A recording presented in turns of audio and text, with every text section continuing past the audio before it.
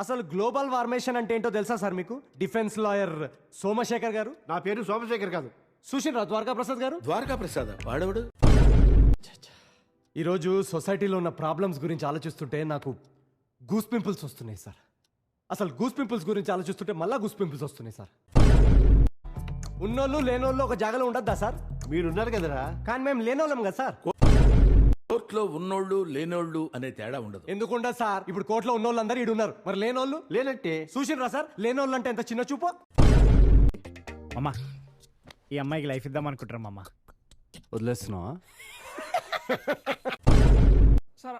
మీ తరఫున వాదించడానికి ఎవరైనా ఉన్నారా? మా కేసు మేమే వాదించుకుంటాం యువర్ ఆనర్. తీర్పు కూడా మీరే ఇచ్చుకోండి రా. రే మనం ఎందుకు ఇక్కడ, వెళ్ళిపోదాం రండి. ఇచ్చేయండి సార్, బెయిల్ ఇచ్చేయండి. బెయిల్ అంటే ఇవ్వండి రా, బెయిల్ అంటే ఇవ్వండి. లాయర్ గారు చెప్తున్నారు కదా. Satish, according to Indian constitution I'm still uncriminal till proof. Constitution రాది. మన లైఫ్లో లైఫ్ అండ్ డెత్ సిచ్యువేషన్ వచ్చేసిందిరా.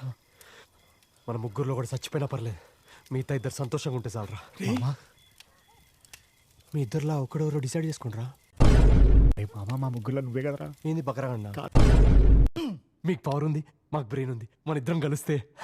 అంటే నాకు బ్రెయిన్ లేదా? మాకు పవర్ లేదంటున్నాం సార్. నేను చచ్చిపోతా చెప్తున్నా. ఏయ్, తీసుకుపో, నా శవాన్ని మీదకి వెళ్ళిపో. ఇక నా పానం పోయినా పర్లేదు, ఎక్కిచ్చే చెప్పండి నా మీద. ఏయ్, ముందుకు రా నీ అవ్వ. అయితే క్రికెట్లో మీరేంటి సార్, బౌలరా బ్యాట్స్మెనా? క్రికెట్లో నేను గోల్ కీపర్ని.